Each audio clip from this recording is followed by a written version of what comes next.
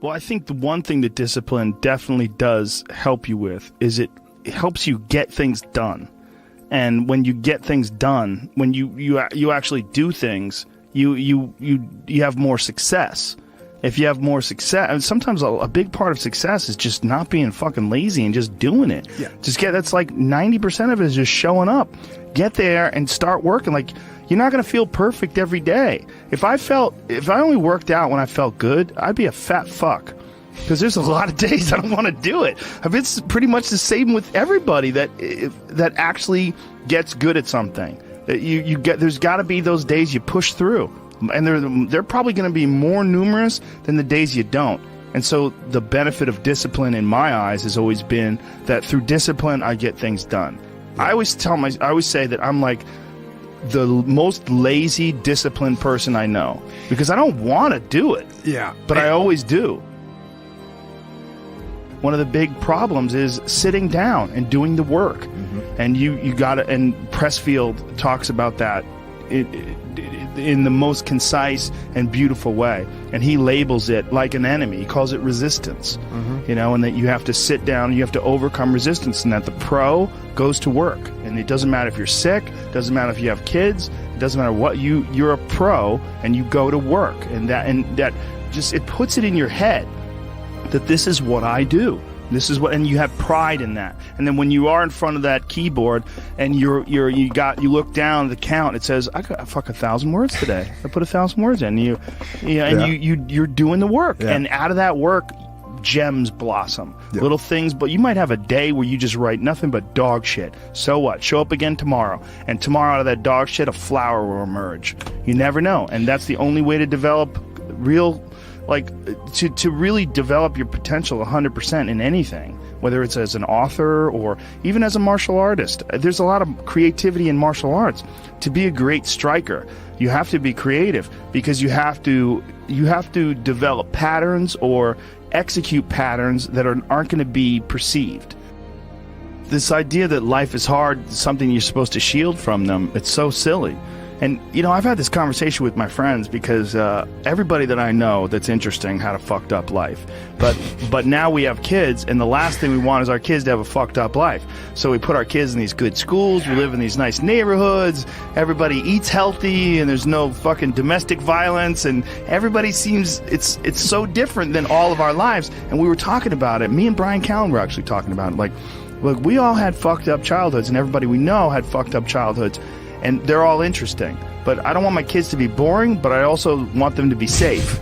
So it's like, how do you approach that? I mean, I think you get involved. This is what I've chosen to do, is get my kids involved in martial arts and give them the opportunity to pursue difficult things, and understanding that through pursuing these difficult things, in accomplishing stuff, you learn something about yourself. You learn that you have this ability inside of you to overcome. Get obsessed with life improvement. Find things that you enjoy doing that are difficult. Do them and get better at them. It seems so simplistic. It seems like a ridiculous, idealistic point of view, but it's effective. Well, you need some amount of pride and some amount of ego to get good at things in the first place, because it's such a counterintuitive notion, because you have to have a belief in yourself. You have to be able, when you start out at jiu-jitsu, you're a white belt. I remember being a white belt and being like, oh my God, I am fucking never going to get good at this. I'm going to suck forever. But to look at people who are better than you and know they had to have sucked at one point in time. Okay, there's somewhere along the end of this tunnel, there's got to be a light. I just got to keep going. Yeah. And that takes ego, right? Ego, yeah, I was going to say, ego drives you to be successful, me to be successful. Ego is what's driving you. The problem is when you let ego go too far. Yeah. And everything takes balance. There's a dichotomy in everything. Every part of you has a dichotomy. You can get so into the physical aspects of things that you end up doing a bunch of steroids and going crazy and ruining your health. Right? Yeah. That's not good. Right. The other end of the spectrum, you can sit around and play video games and turn into a... Bodybuilding is a great example of that, because when you start lifting weights, you're like, God, I'd like to be stronger. And you start getting a little bit bigger. You're like, oh, look at that. I got a muscle. Woo, this is cool. And then you keep going, and then you keep going. But some guys get so fucking crazy, they won't stop until they have 22-inch arms. And they want to have thighs that are so big, they have to walk like they've got a barrel in between their legs. And, and they just can't help it. They just take it to some completely unhealthy place. Yeah, that's rough.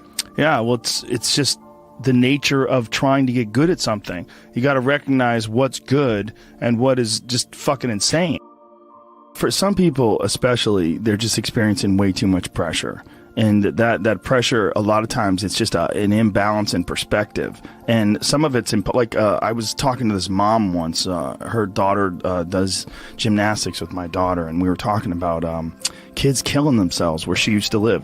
She used to live in one of the really wealthy tech areas outside of San Francisco, and a bunch of kids that went to school with her daughter that were like 15, 16 were jumping off bridges and shit. Like it was like an epidemic, and they were trying to figure out what the fuck is going on, and they're literally calling it affluenza. That these affluent kids and their families are literally worth $1 billion. I mean, everybody's super rich, and they're having this insane pressure like before high school and in high school to be in Ivy League schools and to get 4.0s and all, and they're not having any fun, and they're not experiencing life, and they don't have any hope, and their parents are all on fucking pills, and they're just killing themselves. For some people out there that aren't feeling good, man, if you just fucking struggled more, you get over that struggle, you feel better. It sounds so simplistic, but I swear by it. I've felt shitty myself, and then forced myself to work out, and then after I get out of there, I'm like, whoa! 100%. Fucking it's 100% guarantee. It's hard for people to break momentum, too. Momentum that's good momentum or momentum that's bad momentum. When I get on a good groove of working out all the time, I feel it. Like after I'm done working out, I'm like, yeah, I can't wait to get in there again. I can't wait to work out again. That's the good momentum.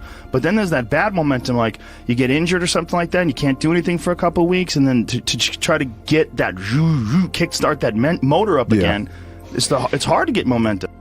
There's a lot of people that are eating shit food, and then by the end of the day, your body's in a crisis. Yep. Your body's just processing all this bullshit. And if you're eating a big, bullshit lunch filled with nonsense, like your body's got to process all that stuff. And so at the end of the day, you're going to lose your willpower. So like when 5 o'clock, 6 o'clock rolls around, you're going to be tired. But if you have a healthy lunch, and you're properly fueled, and then you also have positive people in your life, everyone's motivated, by the end of the day, you're going to feel good.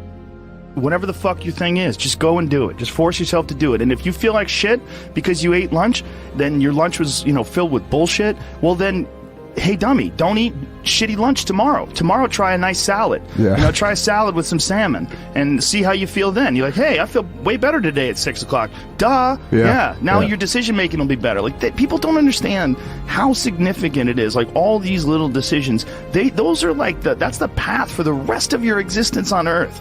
And if you decide to go to fucking Cheetos chocolate chip cookie route, you're just making a shit path. You're carving your fucking path through broken rocks and glass, and it's not the way to go. You know what else doesn't exist in a day-to-day life? A place where it's okay to be a man. It's actually okay to be a man. It's okay to have man thoughts. Like everybody is so toned down and neutered.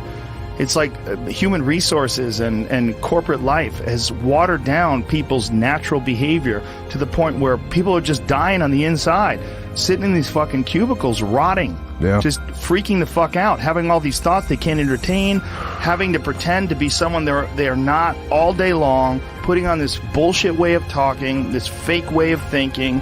Everybody's got to subscribe to whatever fucking ridiculous policies their company wants to enforce. And you're just a robot, and you get out of there and you just want to scream. It's this fear of discomfort. People have this extreme feeling in their mind when it comes to their associations with exercise. They want to avoid discomfort. They feel like any type of exercise is just like something to be avoided. That's not for me. Fuck that. I don't want to sweat. I don't want to strain. And a lot of times, this association that they have is about the beginnings of getting in shape. It's not about once you're actually fit. Because once you're actually fit, exercise is something you look forward to. It's an alleviation of stress. it feels great. Like if I can't get a workout in, I look at my schedule. I go, oh shit, I don't have any time for a workout, which means I'm not going to get that good feeling. And so instead of looking at it like, oh, I've got to go grunt and sweat, I'm thinking I'm not going to feel good. I'm not going to feel relaxed. I'm not going to feel carefree. And I'm not going to feel even appreciative. Like my appreciation of things, and it gets enhanced greatly after exercise. I just feel better. I feel like I can take things in for what they are rather than, you know, whatever sensory data that I'm getting from any event is just one more distraction that gets in my way. And you know, that's a lot of times how I look at things if I'm overstressed or if I'm working too much. Like our bodies, for whatever reason, most people, their associations are to avoid anything that's uncomfortable. But it's so illogical, because when you look at comfort and you look at success and progress and the feelings of accomplishment and of getting past certain hurdles in terms of like how you feel about life, a lot of those are connected to discomfort. Like discomfort is your friend. It really is. Like discomfort and not being happy and content with certain situations in life or certain feelings in life, they're massive motivators, and they're amazing at facilitating change. And yet our instinct is to avoid those and just sit on the couch and watch some fucking reality show about dudes who make moonshine with our jaw open, like it's bizarre. And for me, at least, when I get like really disciplined and really I get really consistent with my workouts, one of the things that I almost feel momentum. I feel like there's like a push behind me, like, all right, like after I get out of the gym, I have a really good workout. I'm like, yeah, now I'm doing it.